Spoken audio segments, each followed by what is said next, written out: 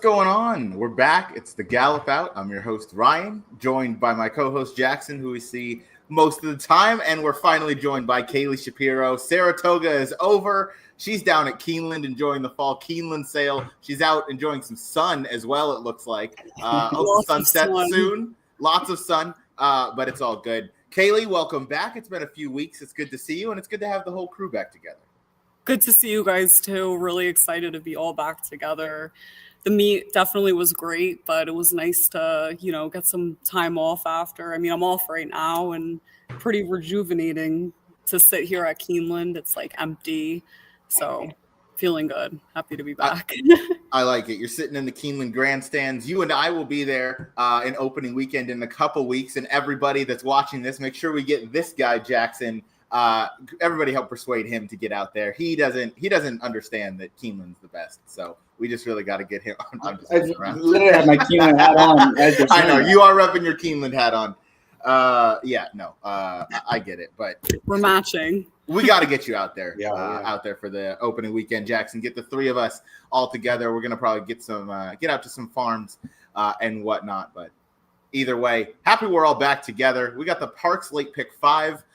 They have 15 races, so good luck to everybody. That is so many races. I texted Jessica Paquette earlier. I'm happy she runs marathons because that's exactly what she has on Saturday.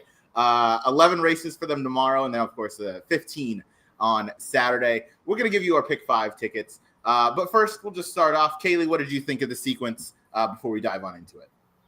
I think that it's going to be pretty formful, especially when you get into the graded stakes action on, Pennsylvania Derby Day. I think the Pennsylvania Derby itself should be a pretty formful race, and I thought that the others as well. I mean, I threw in a couple of prices that can maybe take a step up. But the longer I looked, it was hard to come up with anything too creative in that late pick 5 sequence. I do think it should be pretty formful. And it's nice to see a couple of horses we saw at Saratoga over the summer back again. And, it was useful to see them up close in Saratoga and coming into this race. So I like the sequence, though. I'm excited to play it. Me too. Jackson, any thoughts on how you saw the sequence before we get on into it? No, I agree. I think it could be formful. Definitely looking at some of the races. A couple look more wide open than the others, but I played it to be more formful. It's one I probably try to press up a little bit and just hope I'm really right about it if I'm going to connect the dots. I like it. We'll get on into it here. We're going to give you our pick 5 tickets again, but I've broken it down a little bit different. We'll start with race number 11 at Parx. Race 11 is leg 1. I went 4-7. Jackson went 1-3-5-7-8. Kaylee went 4-8. Looks like we're talking about every horse in the field except for the number 6. So if you're fans of the show, you know what to do. Single the 6 and move on. We'll start from the rail. Jackson, you're using a bunch in here. Nelson Avenue is one of them. Take it away. Yeah, I clearly don't have much of an opinion in this race. I would probably just go straight to the pick 4 if I was playing this. But Nelson Avenue is coming out of a decent race at Kentucky Downs, where he ran okay in that spot. Obviously, Kentucky Downs can be very tricky. But I thought the race 2 back at Saratoga was quite good because they let Big Everest they let him walk on the lead. And when that horse gets an easy lead like he does sometimes, he's very, very dangerous. He's very, very tough. And Nelson Avenue, he gave him a run. And he sat in the pocket, tipped out on the outside, and he was getting to him late. I think he's in really good form right now. I think getting back the dirt is not going to hurt either. He's obviously very, very talented on the dirt as well. Inside post, speedy type, but doesn't need the lead. I mean, there's plenty to like about this horse. He's a big threat in my opinion. Yeah, I don't necessarily have too much to push back on that one. Just not where I ended up going. By the way, we're going a mile on dirt here for the what's the name of this race? The Parx Dirt Mile. That makes a lot of sense. Next one we'll go out to. We're going to stick with you, Jackson. We're going to go to the 3 Duke of Gloucester. I probably pronounced that wrong. Go ahead and take it away with this one.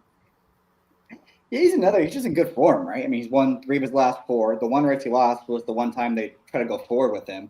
So when he's been rated off the pace, he's won his last 3 starts. He won all 3 very, very easily too. If you're a fan of this horse, you're probably hoping that they just fly on the front end and it kind of falls apart. Now that might play into the hands of other horses in this race that are also closers, but I do think he's obviously, razor sharp right now. He might not be this good, but he could get a setup. So he'd be one I would think about using as well. He could definitely get a setup. That last ride, not the last ride, 2-back ride, a little puzzling how he was kind of pressing the pace when it's not really his style. So I do wonder if maybe he gets back to kind of that off the pace type. enough from you, Jackson. We're going to go with the 4 Dilger for Kaylee and myself. We're both going too deep in this leg, but we're both using the 4. Kaylee, the Saratoga runners have been really strong racing elsewhere since the summer meet, and that's kind of what played into a lot of this. This one gets around 2 turns for the first time since the spring at Keeneland. What did you like about this effort or this runner? Well, I like the fact that Irad Ortiz stays aboard after riding this horse up in Saratoga.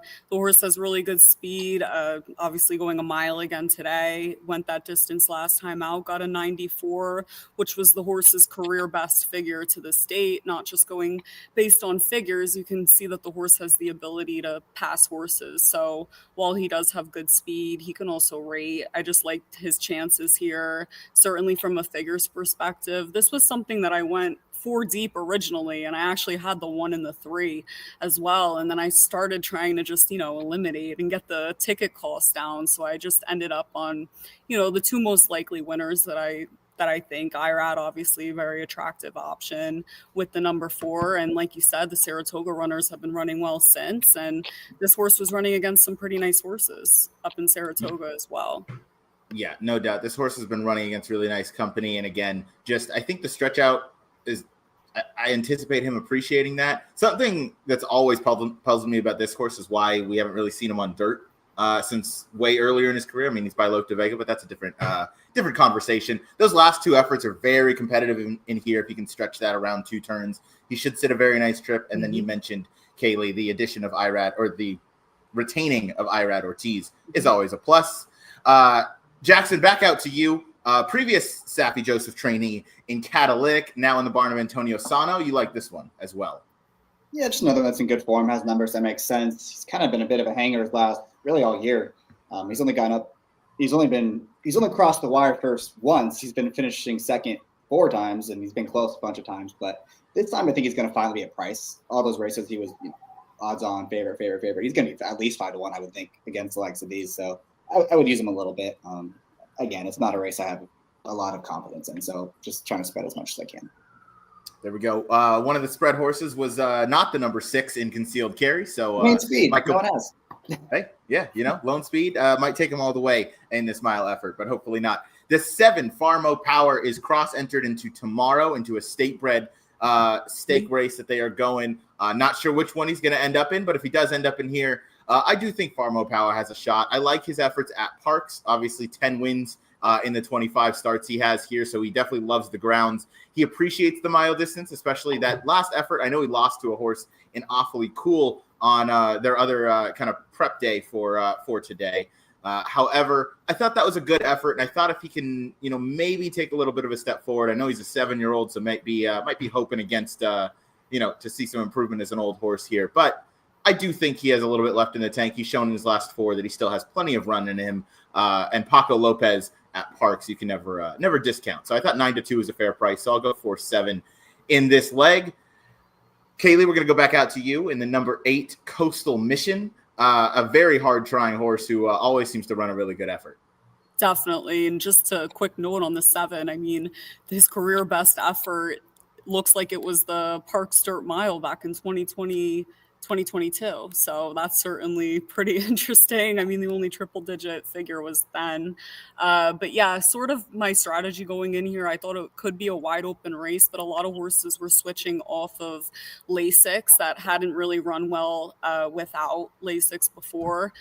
Coastal Mission is one of those horses that no matter really what the setup this horse gets, he kind of makes his own trip. I mean, he's won in gate to wire fashion. He's won from off the pace.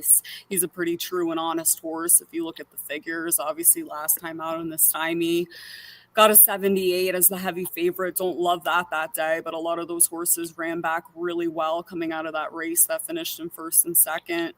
And I think this horse is pretty versatile and one I just did not want to leave off my ticket whatsoever. Yeah, very versatile type coming in off a bit of a layoff. But I do like the works coming in here, especially that most recent work on September the 9th, going 47 in 4 furlongs. Coastal Mission, kind of the that post time type of horse where he always just kind of runs his race. He's always in a good position for himself. So he's one that maybe scares me a little bit. I just thought 3-1, maybe a little too low because I'm going to get a little skinny elsewhere. But this is certainly one that would probably be the first edition on if Farmo Power were to scratch. Jackson, anything to add on the 8 Coastal Mission? Yeah, I mean, we probably should have started with him when we were talking about this race. He's way the horse to beat. You look at his back class, back numbers; they're just better than what he's facing in here. The concern is the last time he was seen, obviously, he didn't run that great, and then there was the big layoff since then. So it's just a matter of is he still the same horse? Because look at some of the form lines he ran, and specifically the Cigar Mile, and he was 4th behind Locked, Mulligan, and Post Time. And those horses are way better than this field. So it's just a matter of which version of him we get. If the real version shows up, 3-1 is going to seem awfully enticing, and if he's more of what we saw in March, then going to feel pretty dumb when he runs up the track at 2-1. Yeah, maybe. Those are all the horses that we'll talk about. The 9, the 6, and the 2 we did not talk about. Those are 2 20-1 shots, and the 6 I believe is 15-1. So in case you just feel like fading us completely, go 2, 6, 9 in the first leg. But I will be going 4, 7. Jackson will be going 1, 3, 5, 7, 8, and Kaylee will be going 4, 8. We'll move on now to race number 12. It is the 6 furlong Grade 2 Gallant Bob Stakes. And, we have a pretty universal top pick in here. It's going to be our single. We're going 6 furlongs for the 3-year-olds. We are all singling the horse coming out of the H. Allen Jerkins. That is the West Coast trained Barnes for Bob Baffert, Tyler Gaffleone booked to ride, who's been riding a lot for Baffert recently. And by a lot, I mean twice, but that's still 2 times more than I can ever remember him riding in the past. So Barnes off that last effort in the H. Allen Jerkins. Again, who he faced in Captain Cook and Patch Adams, they'd both be 1-9 in here. I don't think 2-1 is a even remotely close price. I would even say 1-2 wouldn't be the price that we're going to get on Barnes. You can change that 1 to a 5, and that'll be more accurate. Yeah. Exactly. You can go 1-5 on Barnes, I think is going to be the price that you'll get. Probably 1-9, 1-20 in every other horizontal that you play. But I mean, look, Barnes looks like an overlay. Does anyone have anything to add?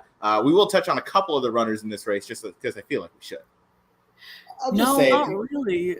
Oh, sorry. No, I mean, Barnes is just like, he towers over this field. I mean, if you were looking for a single in the sequence, this was like my most sure shot. I mean, I believe that he's a better horse than Donut God, and he's a better horse than the other one. What's the other one's name? Sorry. Donut God and the horse and Neo Equus as well, who Neo Equus is probably the one horse in here that would scare me against Barnes just because he got that outside post. But if you think about it, no one's ever run anything close to what Barnes has run. I thought that he ran a really good race in the H. Allen Jerkins. Like you said, Ryan, he was up against a really tough field. I mean, it's a Grade 1 at Saratoga.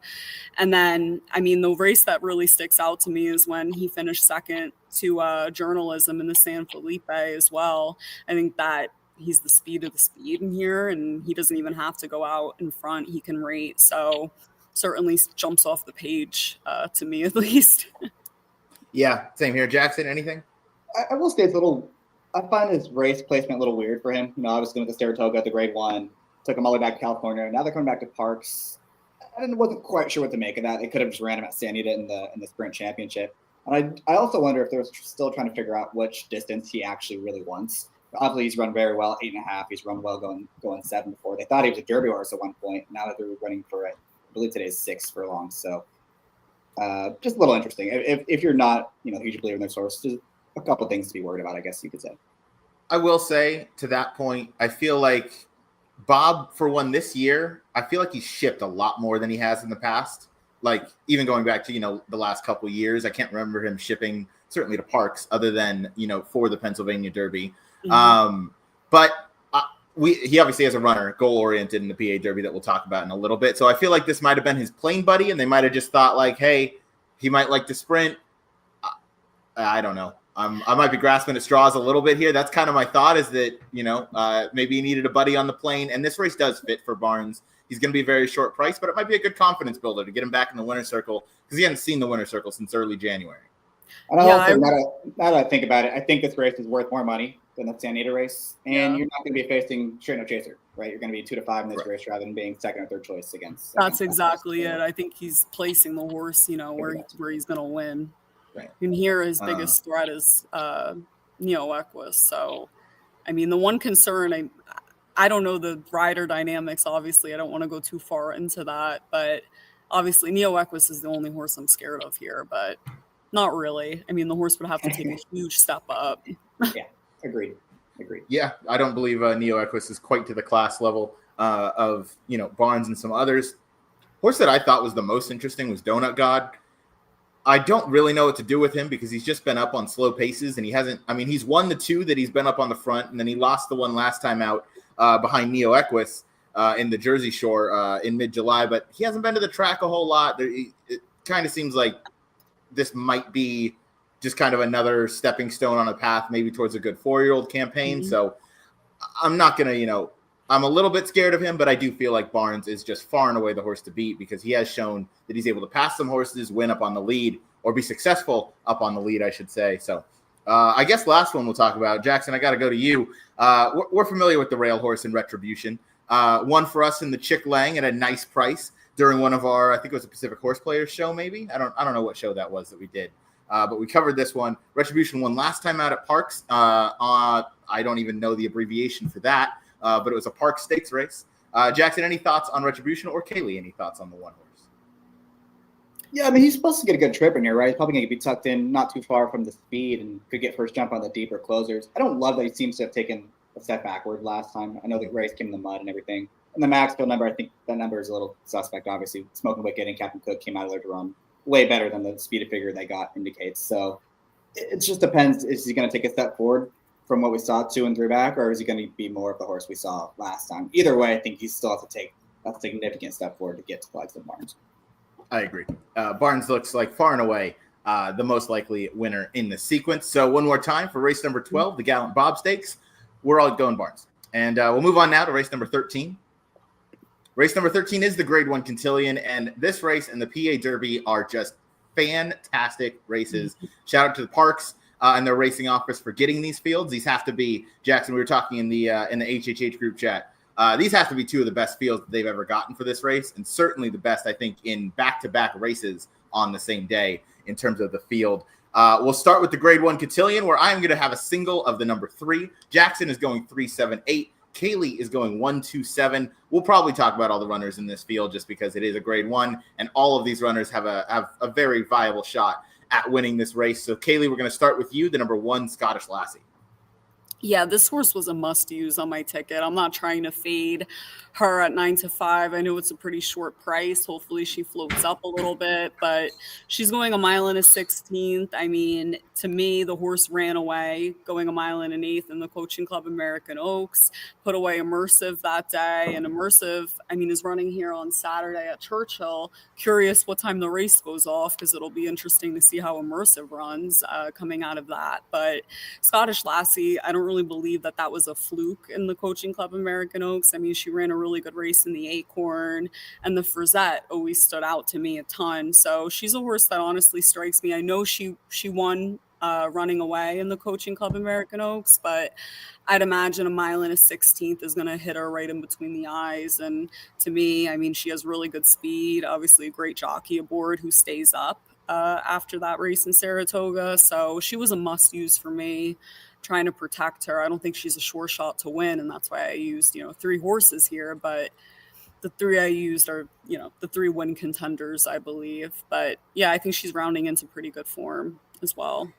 Yeah, I think those are some good points. Obviously, that last effort, if she repeats that, every horse is running for second off that dazzling performance at Saratoga. That was a weird 4-horse field. She was she was the lone speed in there. She kind of had everything her own way. You do have the presence of Lacara in here, so I didn't want to take her, at another short price because I do think Lacara's only way to go is to go forward. And while Scottish Lassie's had success from off the pace, I worry that maybe from the one post that hand is a little bit forced. So that's the only reason I didn't want to use her at 9-5. But she's certainly a horse that could repeat that effort at Saratoga, and they're all running for second. And I think that 99 Beyer speed figure would make her already a major threat in the distaff division versus the Olders at Del Mar later on this year. Kaylee, we'll stick with you, though. We're going to go right to this one's outside to Lacara. Last ran in the Alabama when losing to Nitrogen at 1 1/4. Cuts back here to the 1 1/16, where she did have a win in the Grade 1 Ashland Stakes earlier this year. Keeneland, what do you like about her? I mean, there's not a knock on this horse whatsoever. I really can't look for one. She has great speed, and if she has a comfortable lead, she gets away. Obviously, last time out in the Alabama, she kind of set it up for her stablemate in some type of way. I don't know if that was the intention that day, but that is kind of how it played out.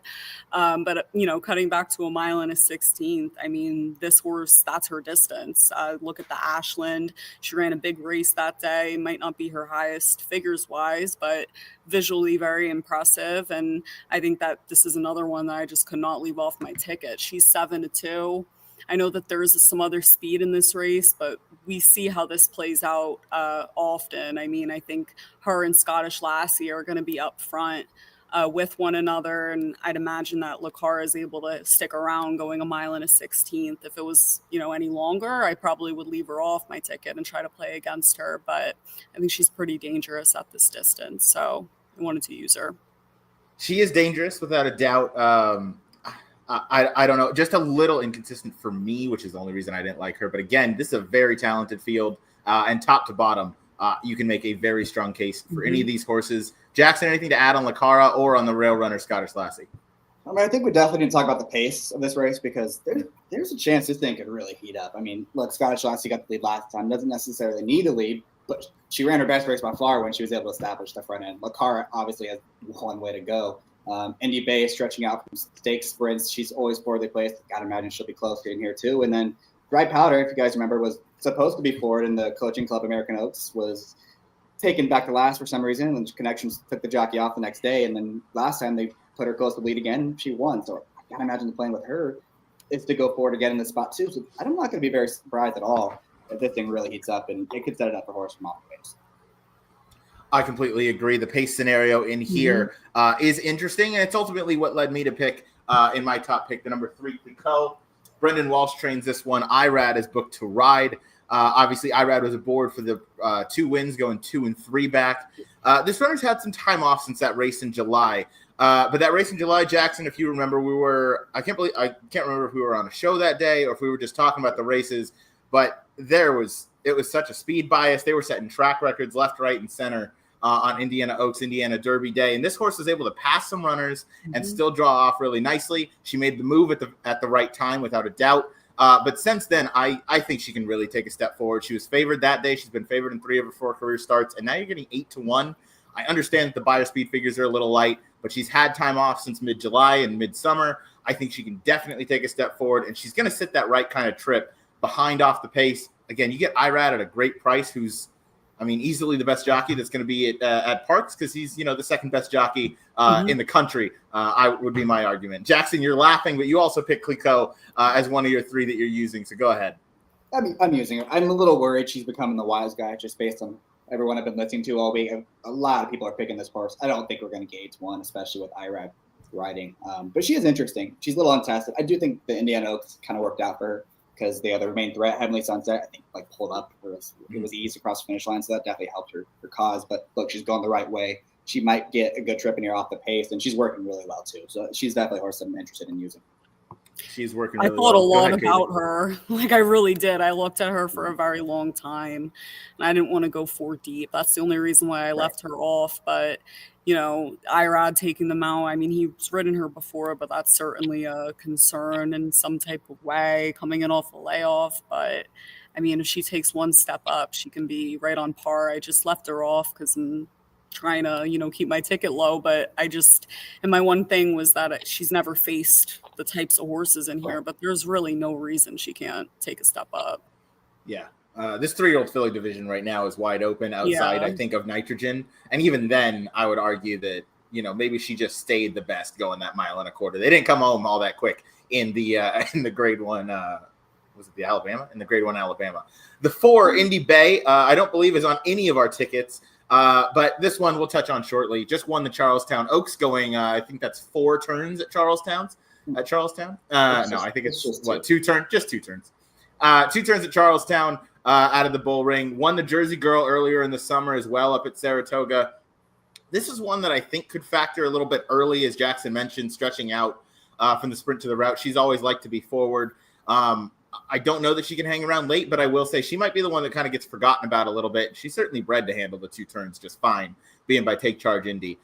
So one that I thought maybe deserved an outside look, maybe kind of round out the exacta trifecta type of play for me.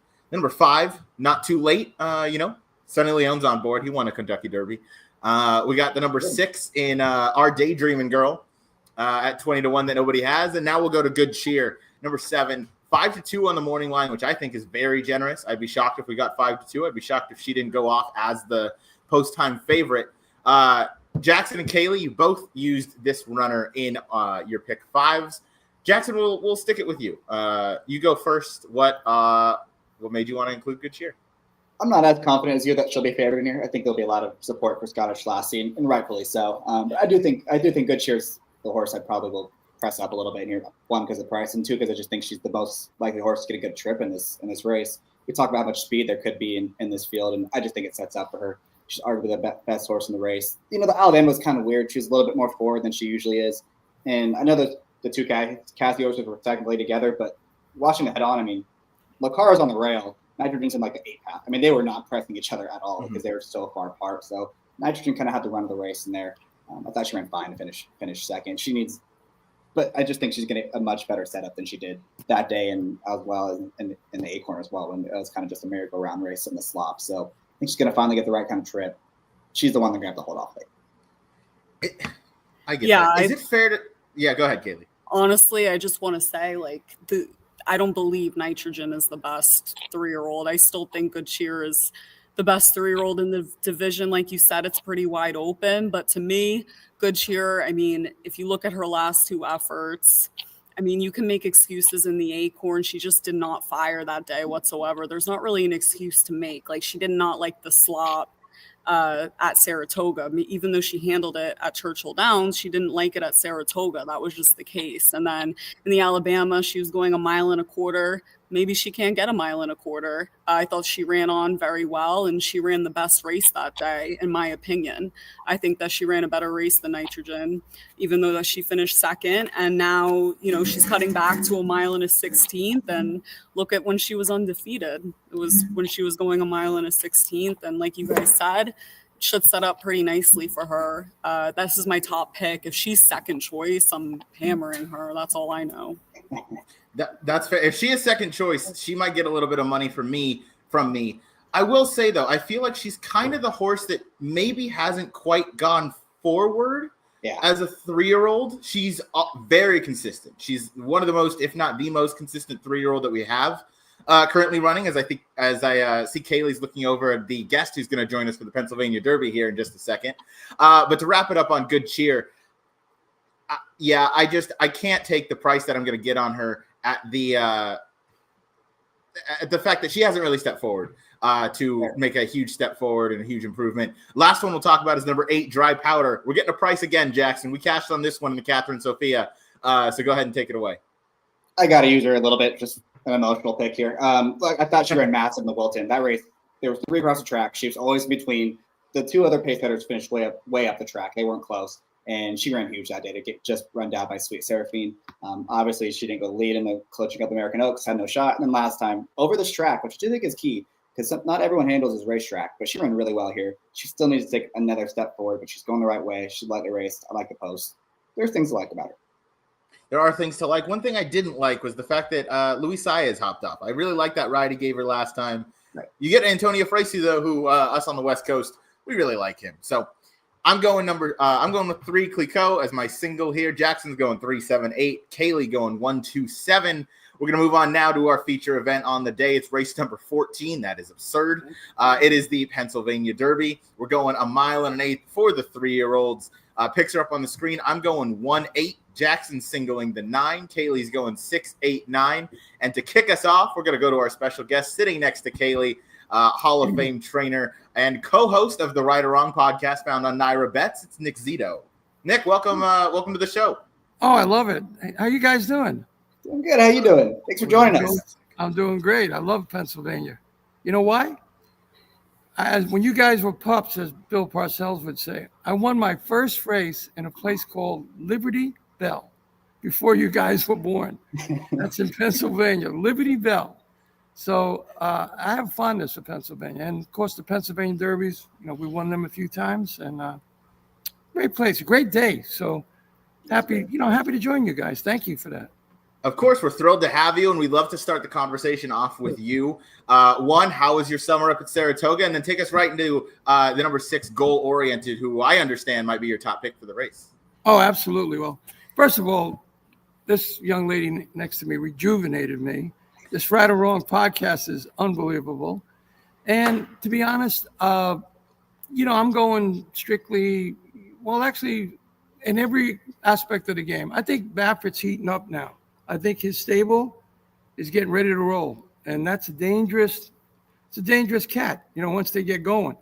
And I love the way this horse is coming up to the race. Mm-hmm. He has a way of training these things. And, Baez is great. Brendan Walsh's horse is great. Those 3 are top. I even think Cherie might be third or fourth, whatever. But those 3 are absolutely top 3-year-olds. Mm-hmm. And they could race anywhere now in America. But I got to go with Baffert. I actually think that this horse is really, really primed for this particular event. So I'm just singling him. It's a Baffert play for me. A lot of times, all of a sudden, he strikes like thunder, as I call it, and boom, here comes this new monster 3-year-old that came out of nowhere, Well, then they say, well, he did run with journalists. Yeah. And he only got beat a few lengths to journalists, and he only did this. This is a typical Baffert move for MPZ.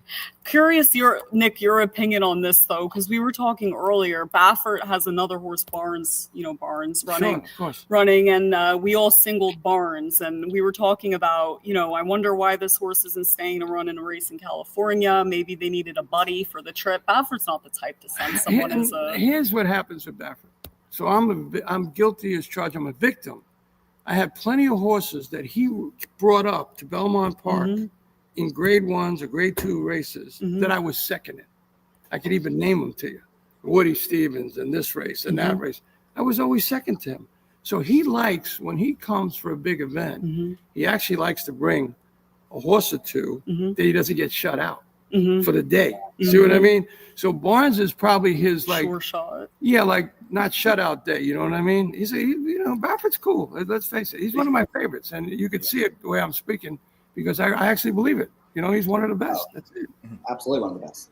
Without a doubt. I've working this summer at Del Mar, I've been able to talk to him a lot more than I have in previous years, obviously being, a fan at the racetrack. He's one of the funnier guys that I'll meet at the racetrack. He's got a great sense of humor. Him and Jimmy Barnes, they joke around a lot, but obviously they mean business once their horses are in the paddock and getting saddled and going out there. They're really only saddled and getting out there to win. So it's a great point on Barnes. I do think that he's out here. He's out. No, he's out there to win that race, and he's out there to represent them and to make sure that that they have a fun day. Without a doubt. Nick, before we continue on the Pennsylvania Derby, do you have a top memory from this race or the Grade 1 Cotillion in years past that really sticks home to you? Yeah, obviously, probably if you go back to the replay, guys, with Morning Line, I was one of my Pennsylvania Derby winners. John Velasquez, vintage Velasquez, and I think Dale Romans and Robbie Alvarado to this day are still sick about that ride. It was amazing. And that year we had finished in so many grade 1s, guys. And, it was so gratifying because I remember going back to the receiving barn and I said, they said, what are you doing? I said, I'm going to get some holy water now. I'm going to get some holy water and drink some holy water because I felt like it was a spiritual thing. But cool place. And, they have a big thing that day with their old timers. I don't know if you guys are aware of that, but they take like the older guys that did well in Pennsylvania, whether they're trainer, jockeys, whatever, and they invite them upstairs and they treat them nice. So it's so that was for me. That was a pretty good day. Yeah, I had a couple of good days. Obviously, Sun King.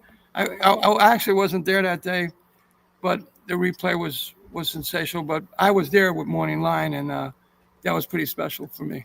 I got to ask you about Morning Line because I do remember him when he came out to California the next year, and I remember I was at Hollywood Park, and they took like 25 minutes getting him to the starting gate because he refused to go, and it was a complete mess. I think he ended up winning. Was he like a head case when you had him too?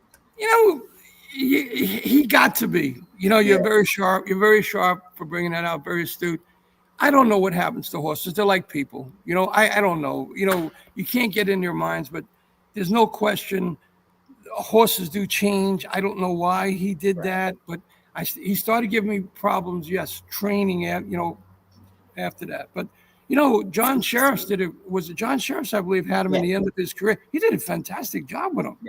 Yeah, he did. But Morning Line was a cool horse, and the Pennsylvania Derby, that was great. And then, believe it or not, we came back and we sprinted him into Grade 1 at a time. I believe it was a Grade 1 to Carter. Mm-hmm. And he won that race, the 7-8. So all that stuff is it's cool, and it's really cool. So that is really cool. I liked both their names, Ryan and Jackson. Yeah, that's us. And while we're reliving Morning Line's victory, why don't we watch the stretch run? Yeah, here we go. As they come home. A little here. warm. On the inside, it's Morning Line, and they come off the turn together. And now a Little Warm has the lead. First two backs out of there. One furlong to go. A little warm, a half length. Morning Line is dead game and fights on the inside. First two try to come on again. A little warm on the outside. Morning Line down at the rail. A dramatic finish in the Pennsylvania Derby. It's Morning Line. Morning Line has won it. Was that cool or what? Was that horses cool? Don't get more game than that, right? Was that cool? I mean, for me, I had to go get some holy water. I had to. Right, Jackson, right? I had to find some holy water somewhere. 100%. Yeah. I can completely understand why. This has been fantastic to be joined by a legend of the game like you. Well, thank you so much. So. Listen, why don't you guys? This is some handicapper right here. We got. You guys know that, right? Oh yeah. Woo, she knows her stuff. So she had the hottest summer of any of the three of us. She was posting pick 5 and pick 6 tickets left and right at Saratoga, and they were just cash. So we. Thank you. Thank you so much. Hey, listen, God bless you guys. Have a great Pennsylvania Derby. You guys do great work, and you're two of my favorites. She told me. I was so happy. Thank you.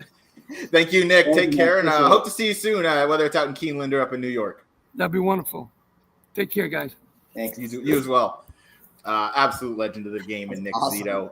Kaylee, thank you for getting him to join us. That was fantastic, and obviously getting to relive Morning Line's 2010 Pennsylvania Derby victory.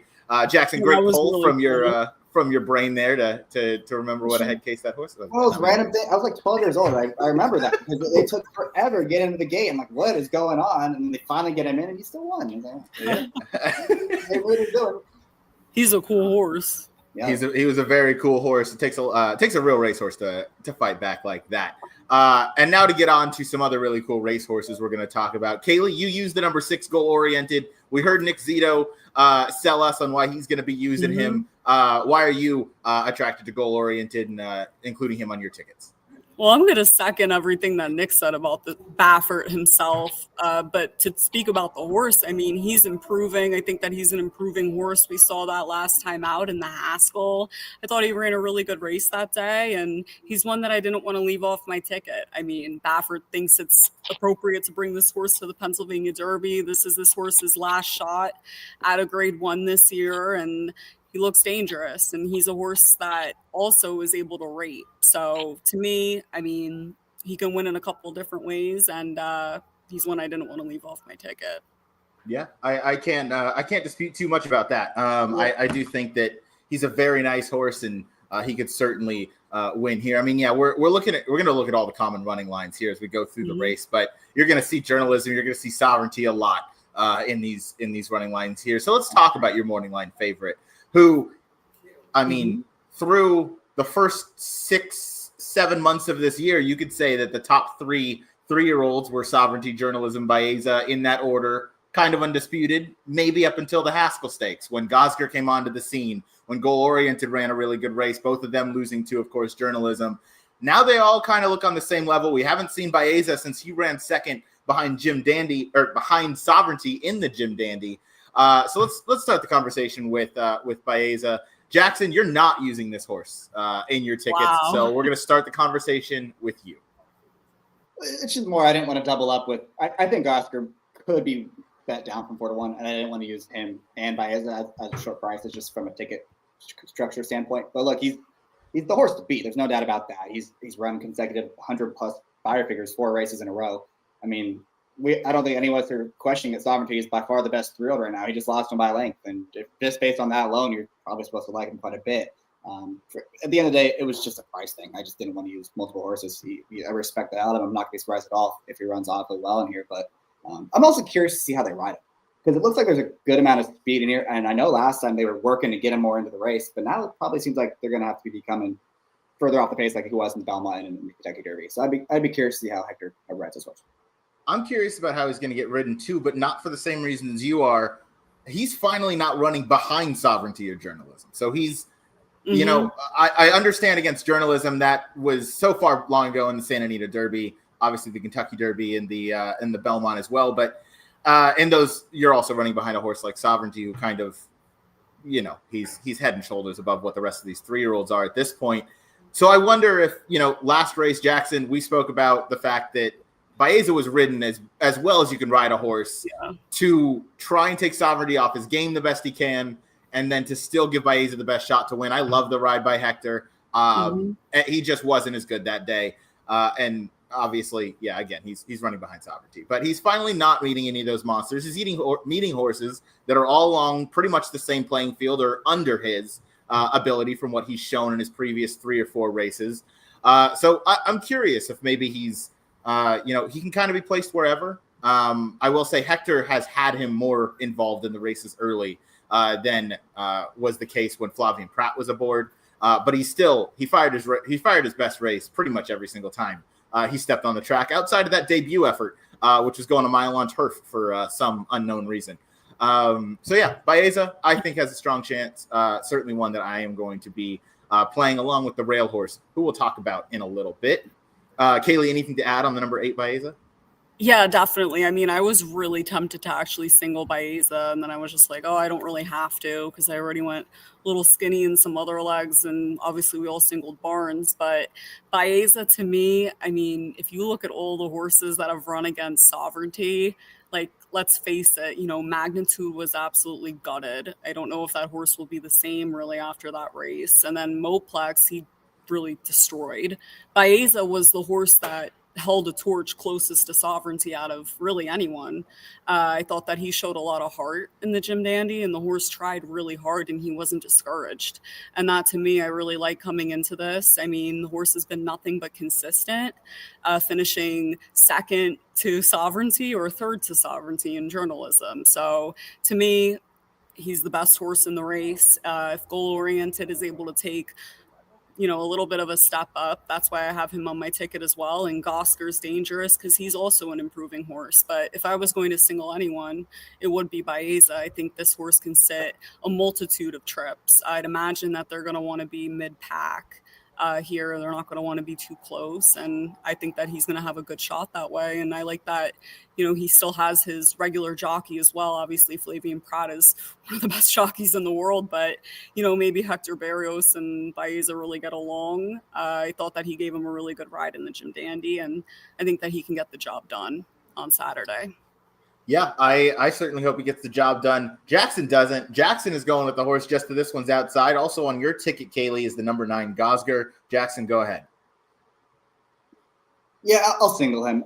Honestly, he's done nothing but improve. All 3 starts. He's getting better and better and better and better. And, you know, obviously Walsh has been targeting these races after the election. Okay, we're going to wait for Brignis for peak effort. And then we're going to wait for Haskell for peak effort. And I think after that last recent race, they're like, okay, we're going to go to Parx and avoid the Sovereignties and Journalisms of the world. And clearly they've done a good job of that. And I just think he's going to get a really good setup in here. He's training well. You know, he got outworked by David of Athens on the 12th. And that was a bit of concern for me. I went back and watched his works from before the Haskell. He was getting outworked by starter allowance horses before the Haskell too. So I think at this point he's not a great workhorse. And I think I read an article where she even mentioned as much, like, he's just not a good workhorse. He's actually getting a little bit better in the morning. So that's not going to be a concern for me. He's going to get a good trip in here, whether he's fourthly placed or comes from mid-pack as he did in the Haskell. And I just think there's plenty to like about him. I don't, you know, I'm starting to think he might be lower than goal-oriented, just based on what I've been hearing from people. But I think if you're going to take a stand against the favorite, I do prefer Gosker just a little bit. I get the love on Gosker. I do. Kaylee, anything to add before I add my at piece and then talk about the Rail Runner? I mean, he's an improving horse, just like goal-oriented. They're both pretty lightly raced, and there's not too many knocks on either of these horses. That's why I have him on my ticket. Obviously, really good speed. The only horse that draws to his outside is Plex, so he should be able to get a good position up front as well. And I'd imagine that he's a horse that's going to be able to take another step up. If you look at each of his starts, he does nothing but improve. And, they've been circling these races since he won the Lexington, that they were planning, obviously, to run him in the Preakness. And he needs a grade 1. And this is one that very much fits for him, certainly figures wise. I'm curious to see the trip he's going to sit, because there is some other speed. Maybe that's why I'm not as bullish on him, but I used him on my ticket because, like I said, these three, goal-oriented, Gosker, and they're the three best horses in the race. I didn't really want to get too cute here. I think they have a clear separation between them and the others. No doubt. We're going to learn a lot in this race, in my opinion, if assuming goal-oriented, Baeza and Gosger get into the starting gate as they're all, projected to be. They all look like they're doing really well. So obviously hope this field holds together in its entirety. I think we're going to learn a lot about who has the most heart of those three.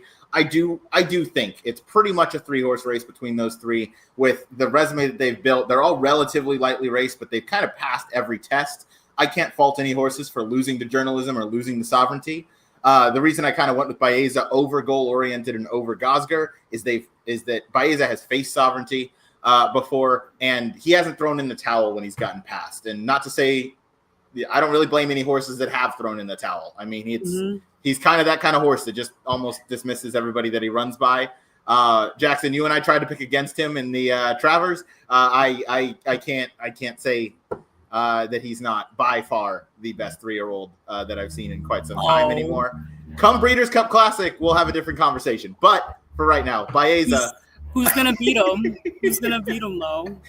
That Japanese horse, Forever Young, looks pretty good. But we'll get to that. We got a whole Breeders' Cup show coming later. So we don't need to go down that rabbit hole, because I know we could for another hour or more into there. But I'm really looking forward to that one, because it's going to be an absolute showdown of a classic. But to stick on the Pennsylvania Derby, I went with Baeza just because he has faced those horses before, and he hasn't really thrown in the towel. He's always kind of fought. So I want to see him fight on, and I love my West Coast horses. So I want to see him kind of get the job done over goal-oriented and Gosger, who are very nice in their own right. I think that Baez is actually probably better at 1 mile and an eighth as well. I remember saying that after, watching him in the Jim Dandy. So we'll see if that's true. I just thought maybe he's better at 1 mile and an eighth last time, the effort that he put in. But that's just another point. I think he's pretty dangerous here. Definitely. Let me ask you guys this. Yeah. Who do you think makes the lead? Oh, question. This horse. Yeah. I mean, he has one way to go. It's magnitude. I think he has to go. I think there's other horses that are going to send. I really think David of Athens, his main reason for being in this race is to get forward, because Gosser kind of likes to come from off the pace, and I think this is going to help inject some pace into the race. Mm-hmm. Happily delusional underneath David of Athens. Yeah. I think David of Athens. Nyquist are really good at 1 mile and an eighth. I question them going any farther, but I think the 9 furlongs really fits. Goal-oriented, we know, can be forward, although I don't think he's going to be up on the pace. Same with Big Truz, same with Baeza, same with Gosger. I'd say Plex from the outside is probably the other horse that probably is going to have to get some forward position out of the gate, but I'd be pretty surprised if going into the first turn Magnitude did not have a lead, whether that was contested or alone. And if he's got an open length lead, that might concern me a little bit. He'll stop after 1 mile again. Really? Not to be rude. I love the confidence there. He didn't even make it to a mile. He made it about 6 furlongs. Yeah, he made it about 6 furlongs against Sovereignty and then threw it in. Last horse I want to talk about is the rail horse. So Sandy, Cherie DeVoe trains this runner. Kendrick Carmouche is going to be aboard for the first time. This runner's come along really, really nicely. Kaylee's laptop might have just died, but she will join us again from her phone. So we'll let that get sorted out as we've been going here for about 51 minutes. Look, so Sandy, huge long shot, obviously, and I think this horse is going to be somewhere in that 15-1 range. But Cherie DeVoe has brought this horse along really nicely. You get a first time versus winners, 2 back at Churchill, going the 9 furlongs. Won that convincingly enough. Again, not the strongest field. Comes back in the Curlin. No real excuse why he lost that race. But I'm willing to forgive it just because he did run that similar number again. And Cherie has been known to kind of progress her horses, very what's the word I'm looking for? In a not aggressive manner. So she brings them along. She points towards these races. And I think this is one that has kind of been circled on her calendar. I don't know that So Sandy can win, but I'm skinny enough elsewhere in my tickets that I think I can throw this horse in and just kind of hope for the best. As Kaylee's going to join us once again. Her laptop died, but no worries. We have cell phones for a reason. So Kaylee, welcome back. Just talking about So Sandy very quickly. And about how I want to give this horse maybe one more chance to upset things at a price, but Baeza definitely my top pick in here, as he is one of the more likely winners. Absolutely. I thought So Sandy was pretty interesting as well. I didn't put him in my top 4, but I won't be surprised if he runs a good race. I just, have a bit of questions maybe about the field he faced last time out. It's a big step up, but I wouldn't be shocked if he runs a good race. Yeah. Huge step up without a doubt, but at least I'm getting a solid 15-1 on the morning line, hopefully somewhere around that come post time. Wrapping up the Pennsylvania Derby, I'm going 1-8. Jackson singling the 9. Kaylee going 6-8-9. We'll move on now to race number 15. If you think this show is going for a while, just wait till they run race number 15 at Parx. It's still a stakes race. We're going 6.5 furlongs. It's the Parx Sprint for $150,000. Picture up on the screen. I went 1-4-8. Jackson with, I think, his 3rd or 4th single of the sequence in the 11. Oh. And Kaylee going 1-3-9-11. We're going to start with Kaylee.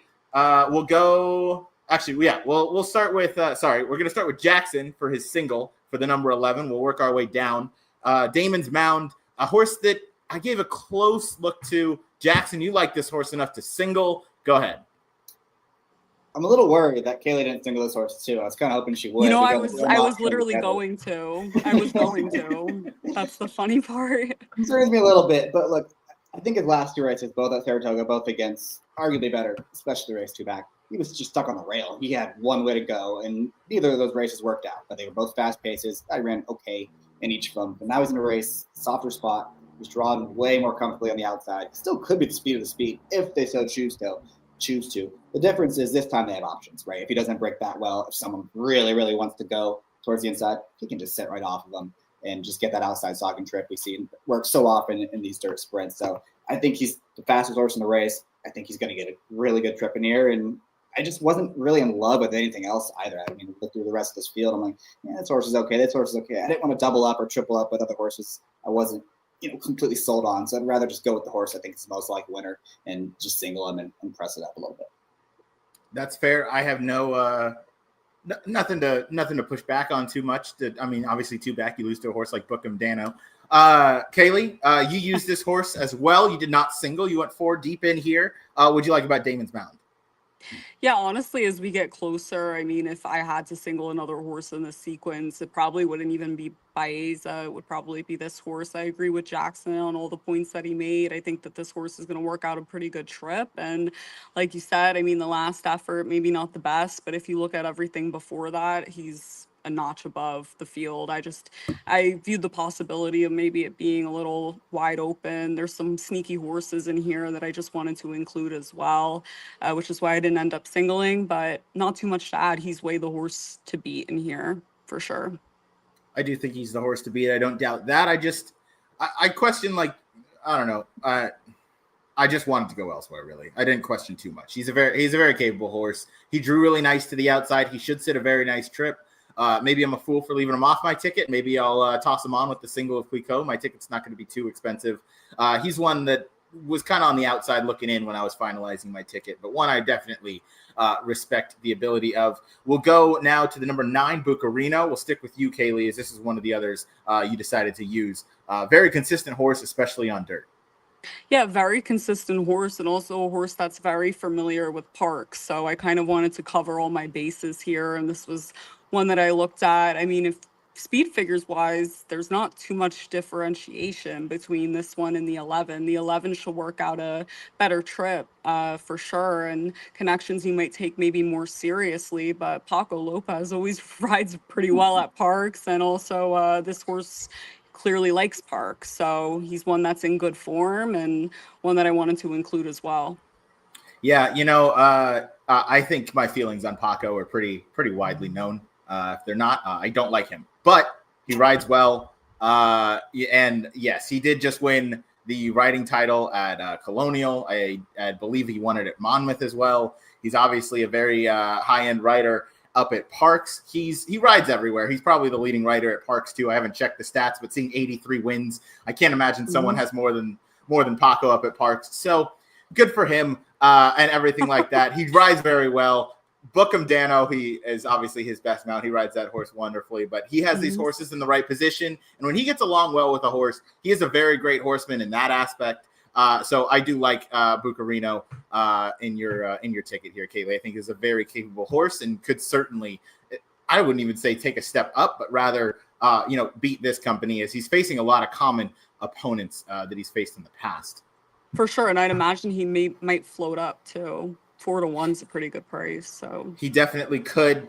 I'm going to talk quickly about Carmel Chip, as I thought this one was a bit interesting just because I feel like the pace could get really hot in here. And I feel like if it does, it definitely has the ability to melt down here in the later phases.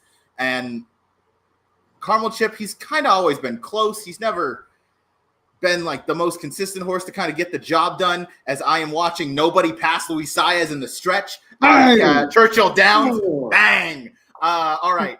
And now I can focus on what I'm talking about. Carmel Chip, look, this race is going 6.5. This race was the flat 6. I don't know that I would use this runner, but the 6.5 I think really fits. I think there's a lot of horses that want to go forward. I think Bucarino, your pick, is one of them.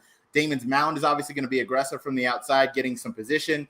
There's a horse even just to the inside as I accidentally scroll, and Bernie's Mitt, who has been tactical but has some early speed, especially if you look at the time form. So Carmel Chip is just one I wanted to give one more chance to. Chased a slow pace last time, but still ran on okay when losing to Bucarino. Gets Antonio Fresu, which I think is a reasonable jockey upgrade from Samuel from Marin. I forget his first name. I think it's Samuel. But either way, this is a capable horse. He's familiar with Parx as well, never being out of the exacta in 2 tries. So I want to give him a look. As we scroll down, we see Bernie's Mitts. We see Bump and Run. We see the number 5, Maximus Meridius, a horse that we're very familiar with out in New York as well. As we've covered that horse a couple times. 24 Mamba. I thought this horse was maybe a little bit intriguing, but I didn't think too highly of him, I guess. And next, we'll talk about the number 3, Hold My Bourbon, horse that you are using, Kaylee, in your tickets. Safi Joseph, Tyler Gaffleone teaming up, coming out of the 7 furlong Grade 1 Forgo Stakes last out. another one that just fits figures wise. If you toss out his last effort, I mean, you can't really hold him, be too tough on him for his effort in a grade 1 last time out, and certainly a really good field that day and everything that he had done prior. I thought that the horse is pretty competitive. My one concern obviously is running without Lasix. I don't know if that's the thing for the horse, but I wanted to take a shot. I have room on my ticket. Maybe he's one I toss out, on race day, but if this horse floats up and he could be a price here. I like obviously 2 back that effort. So I think the horse could potentially sit a nice trip. Just another one I wanted to include, kind of price hunting in the last leg here. Yeah, that 2 back effort was really impressive. Go ahead, Jackson. This was the other horse I was thinking about using in 2024 and 2025. He has 1 bad race in both those years that are just so much worse than everything else he's done, and both came without Lasix. That was the big concern. Yeah. But if that's not the reason, he's very, very logical in here. Yeah, it's just too much of a concern for me.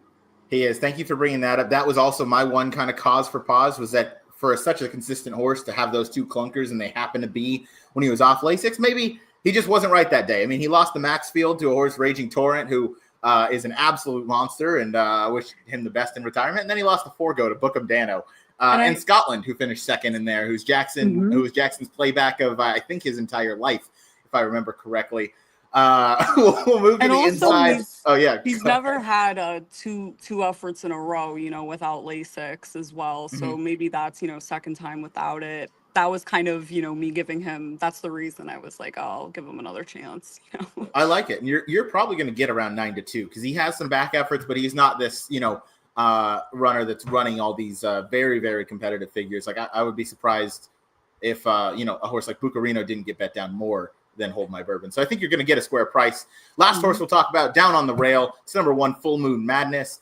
Obviously, I love that Irad sticks aboard here. Last ran at Delaware Park. I don't know what you want to make of that, but he ran against a lot of common foes in here, in Damon's Mound, in Bucarino, and he beat them both, given it was only by a neck.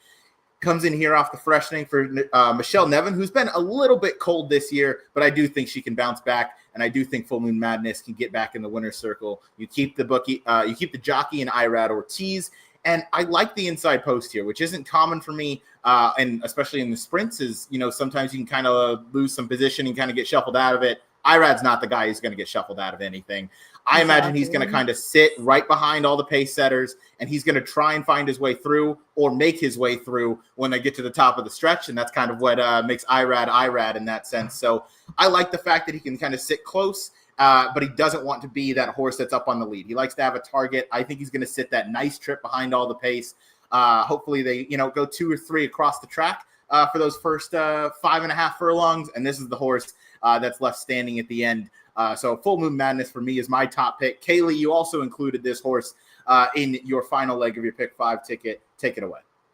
Yeah, I agree with all the points you made, especially about Irad riding this horse out of the gate. There's absolutely no concern there with, the trip that he's going to work out. And I love that he stays aboard after that last effort. Clearly, he really liked the way the horse ran that day.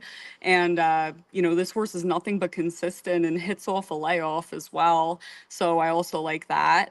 Just another one I didn't want to leave off. Tough horse. Very tough horse. A fighter, certainly one of the game horses that we have here. That's going to wrap up the late pick 5 sequence. One more time for race number 15 in the Parx Sprint. I'm going 1, 4, 8. Jackson's going with the 11. Kaylee 1, 3, 9, 11. We will go over our pick 5 tickets now as they are complete. We've gone through all 5 legs. Kaylee, take it away with yours $36 ticket that you're going to play on Saturday. Yeah, thanks to Barnes, it stayed, at a reasonable price with that single and going skinny in the first leg as well. So, I used horses I was pretty confident in and tried to price hunt a little bit in the last leg as one of the more open races of the sequence. And that was kind of my strategy going into this. I guess, there's no better feeling than being alive in the last leg. And you have like 4 logical horses that could pay. So that was kind of how I went into this. I like it a lot. Jackson, take it away with your very rather skinny pick 5 ticket that'll let you press it up. Yeah, I'll definitely be pressing this one up. And as I mentioned, I think that first race, at least for me, was tough. I obviously don't have an opinion. That's why I'm 5 deep. So it's probably one, unless something changes, I'd probably just wait for the pick 4 and play it really aggressively. Barnes looks like we all like Barnes. We talked about it. I'm going to single Barnes. The Cotillion is a tough one. That's one I'd probably weigh a little bit, press up good cheer, and then use some of Cliquot and a horse. Can't think of it. Dry powder. I would use her too. Use them all for different amounts, and then just try to get alive to Oscar. I think Oscar is going to have every shot in there. I love that he's just improved every single time out. I don't see why any reason he can't continue to do that. And if he does take another step forward, he's arguably the horse to beat. But very, very contentious race. I mean, you could make a case for several in there, and I'd be like, yeah, I kind of get it. So going to try to get him home. And then the last race, like I said, I thought it looked like one of the 2 or 3 favorites probably win, and I just preferred the Mott horse on the outside. I think he's most likely to get the best trip out of those 3. So gonna press him up in there and just, hope we're really right about this. And this is a sequence too, where obviously I'll play the pick 4 and press it up, but I'll play it individually too because I just have strong opinions in each of the races. So just got to get a couple of them, be right about a couple of them, and we'll have a good day. Absolutely. That's Jackson's ticket. Quick math, that's $7.50 if you play it for 50 cents. But you can obviously press it up as much as you want. My ticket we'll talk about. I'm going 4-7 in the first leg, and I got to say, as we went through this sequence, this was the one that built the most amount of confidence because Kaylee also likes the 4 Dilger. Jackson doesn't have this horse anywhere. That means I might just single Dilger as we get into this sequence. I thought in both races at Saratoga, so I couldn't pick him a third time. That's fair. That's fair. You got to sign the divorce papers at some point. And I get that the 6 third place finishes maybe make that a little bit easier, but I do think today or Saturday rather is the day for Dilger. If not, I like the 7 Farmo Power. And then if the 7 opts to go in the race tomorrow, Friday, I will likely include the 8, whose name is escaping me, who is Coastal Mission, as my second in there. Next leg, obviously, single Barnes. We'll keep it moving. I'm going to single Clicquot and hopefully pop some champagne as soon as she gets in the winner's circle for that race.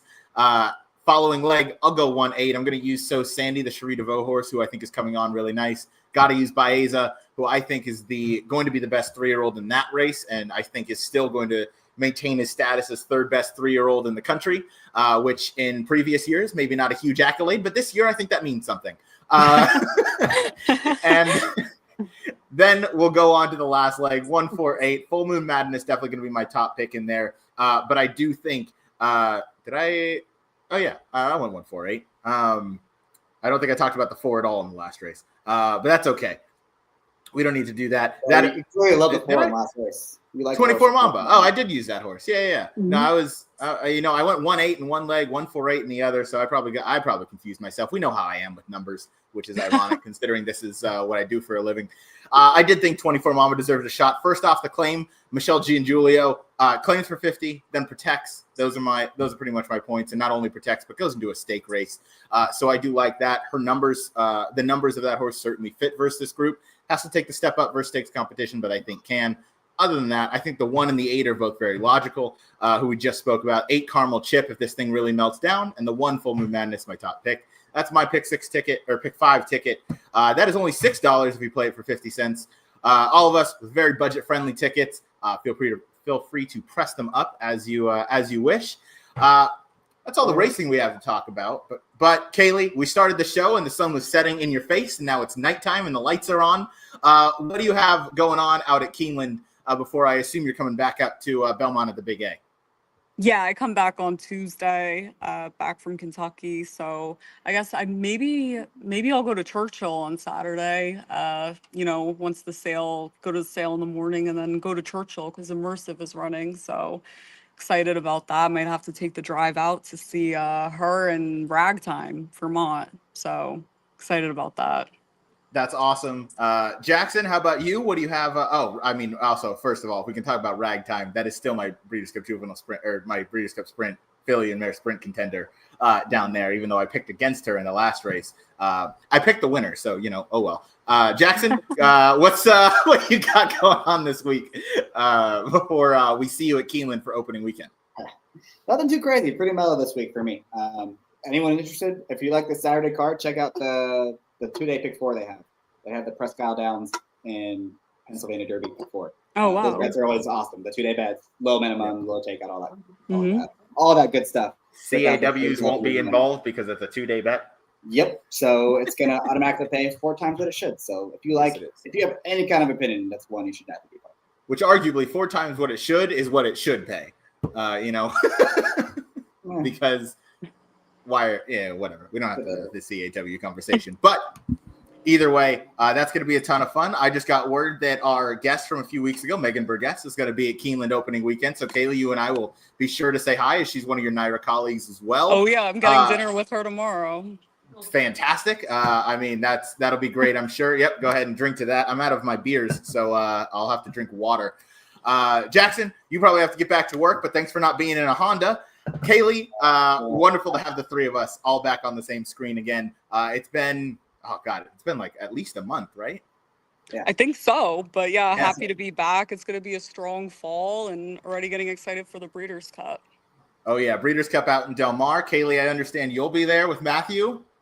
Absolutely. I'll be there to see Sovereignty for sure. Incredible. Jackson, you will be down there. I know for a fact you won't be missing the Breeders' Cup. It depends if my Del Mar friends can get me in or not.